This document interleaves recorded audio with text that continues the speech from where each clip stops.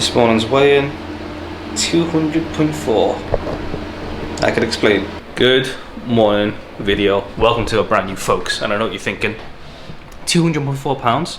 Doesn't that put you up pretty much the starting weight? Well, give or take the starting weight from the cut, and you will be correct because it is. I will put my full measurements just there, and as you'll see straight away, this morning's was my first weigh-in all week because I have been away with work. It's quite early. Been away with work all week. Belfast Monday, Tuesday, London Wednesday, Thursday, and then I was here in Liverpool yesterday, but it was a full online recertification day for my engineering qualification, so it's been a week. And obviously being on the road so much means that I haven't had home cooked meals. I've been eating on the road pretty much the whole time. I was with my colleague on Monday, Tuesday in Belfast, and he is, let's just say he enjoys a drink. I do my best to, I'm not a big drinker, I don't get involved in that kind of thing, so I did have a couple, but I managed to keep it very well under wraps. What I'm trying to get at here is that this is a completely normal part of the process. If I show you my chart from my shred in 2022, the exact same thing happened. First month was kind of like fluctuations up and down, not really much loss. The real loss came, you know, with longevity of the principles that you follow when you're on a cut.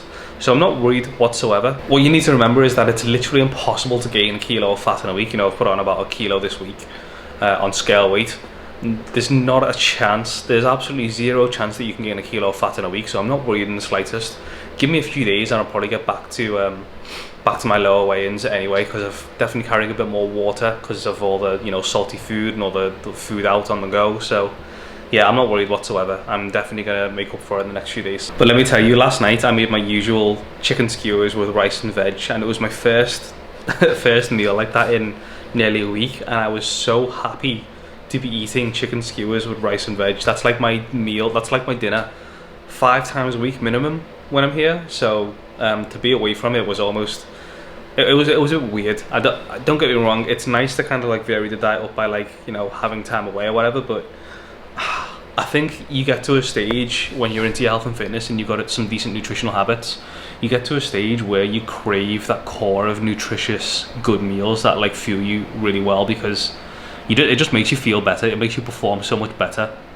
And I definitely noticed this week the feelings of lethargy and tiredness and just, like, you know, not feeling like I had the right things in my body. So I'm extremely happy to get back to it today. And with that, the plan for today is I've got about, give or take, an hour to kill. So I'm gonna do my progress photos and videos and that kind of thing.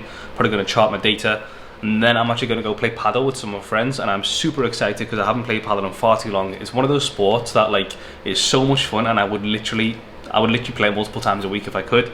But the issue is just obviously getting a group of people who can play, because when you play one-on-one, it's just very different to when you play with 4 like you should. So I'm gonna do that. I'm gonna come back, make myself a nice nutritious post-workout meal, and then I'm going to go into the topic of today's video, which is calorie banking, which is something I think everybody should understand if you want to manage your calories. It is a simple concept as well, but it's something that can help anyone stay in a calorie deficit if they want to. Summer Shred episode 3. Remember to hit the like button, subscribe to the channel to stay up to date with this series. Let's get into it. Alright, so it's time to get my least favourite part of these videos out of the way.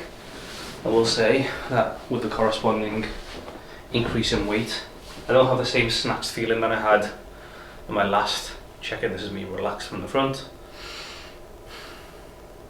and from the side. Then I flex.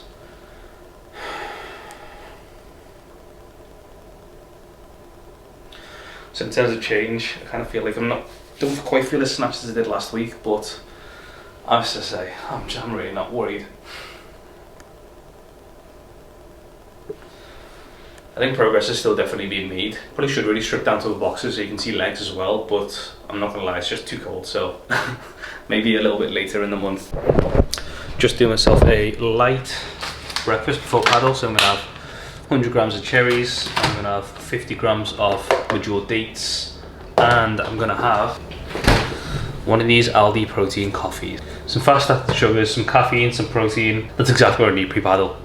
Okay, ladies and gents, so several hours have elapsed. I've finished paddle, I've got myself a haircut, I've had some food, I've had a shower, and I'm trying to do this now, but you know when you're like literally trying to do something and you're so tired all you can think about is having a nap.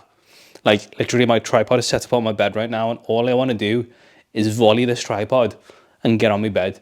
But I'm not going to do that because I've got something to do. So we need to talk today about calorie banking.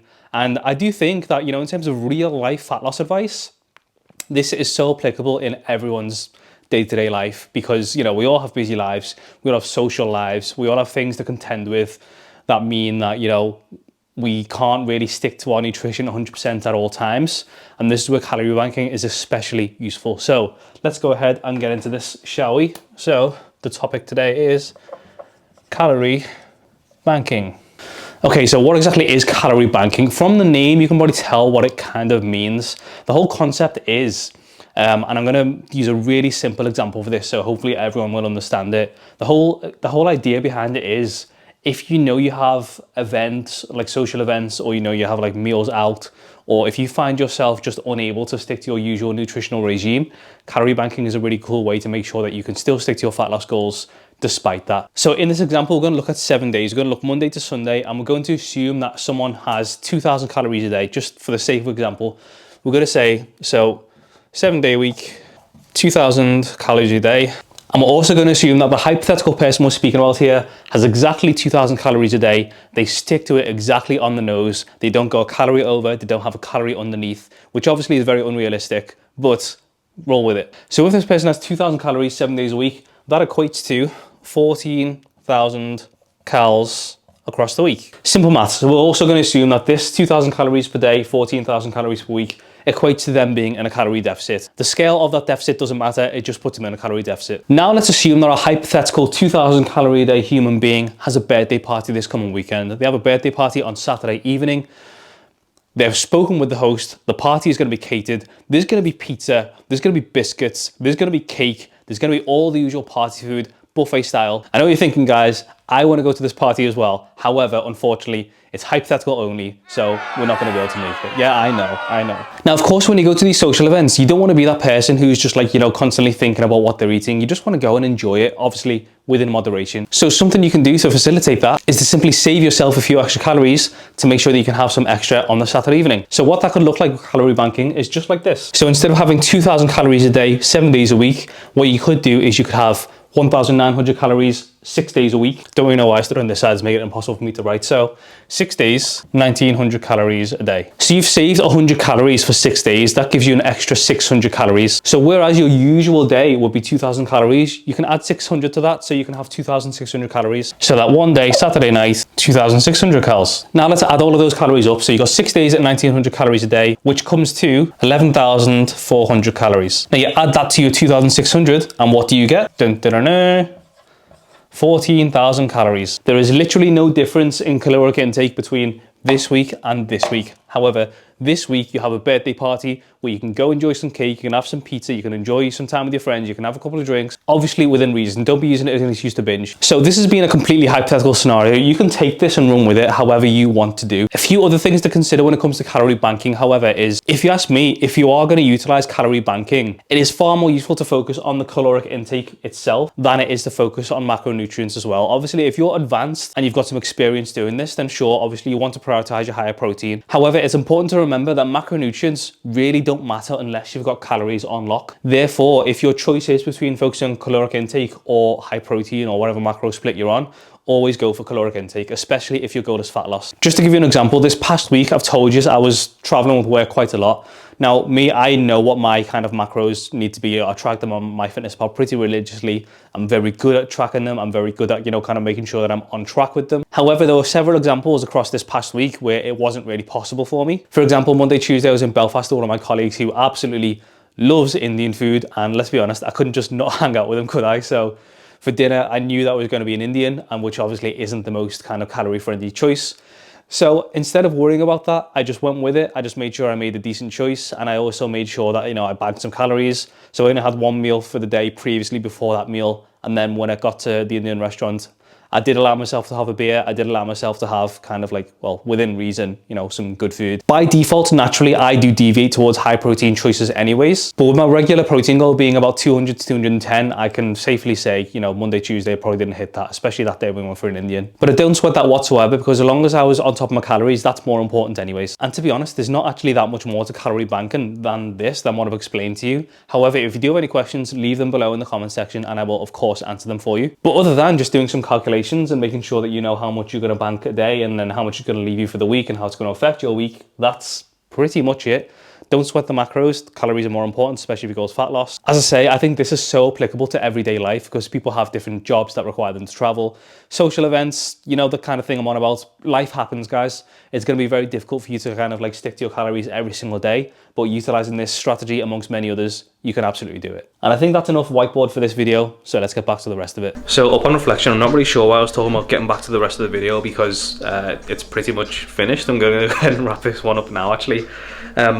The reason being, I've just been looking at the analytics. I know my last video was quite long. It was like 36 minutes. There was about 15 minutes of workout footage in there, which I put timestamps in for you to skip if you wanted to, but I just noticed that the views are a little bit lower, and that's completely fine, I don't mind. But maybe, I'm thinking in my head, around the 15-minute mark is probably suitable. If it's a bit less, no bother. If it's a bit more, no bother. But you know, let me know in the comments below, what do you think is an ideal video length? Do you want to see longer ones? Do you want to see shorter ones? Like, basically, I'm just trying to be a better YouTuber. Like, I know, I'm just trying to be better at this stuff. I watched Jamie Smith's video the other day about like his YouTube growth, and it was just so fascinating. So I think I need to take a leaf out of his book and actually like study the art of YouTube, I guess, which makes sense. So that's what I'm going to do this week on my Instagram. I am going to be posting on a lot of my stories. I'm going to be asking for your kind of input, like what kind of videos do you want to see, what kind of video length is ideal for you.